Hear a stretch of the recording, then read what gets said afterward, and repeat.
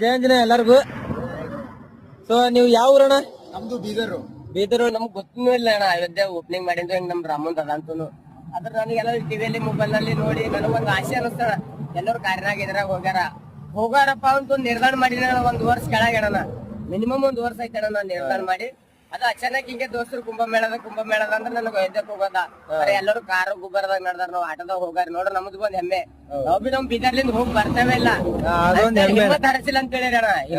ಹಿಮ್ಮತ್ಲಿಂದ ಬಂದಿದ್ದೇವ್ ನಾವು. ನಮಗೆ ಎಲ್ಲೆಲ್ಲ ಅದೇ ಏನೇನಾಗಿಲ್ಲ ಭಾರಿ ಬಂದಿದ್ದೇವಣ್ಣ. ಸೊ ನಿಮ್ದು ಅಣ್ಣ ಎಕ್ಸ್ಪೀರಿಯನ್ಸ್ ಎಲ್ಲ ಹೆಂಗಿತ್ತಣ್ಣ ಆಟೋ ಒಳಗಿಂದ? ಚೆನ್ನಾಗಿತ್ತು. ಉತ್ತರ ಪ್ರದೇಶದ ಜನ ಅಂತೂ ತುಂಬಾ ಚೆನ್ನಾಗಿದ್ದಾರೆ.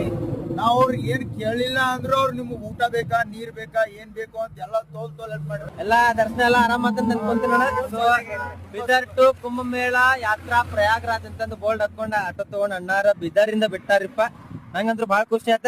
ಜೈ ಶ್ರೀರಾಮ್.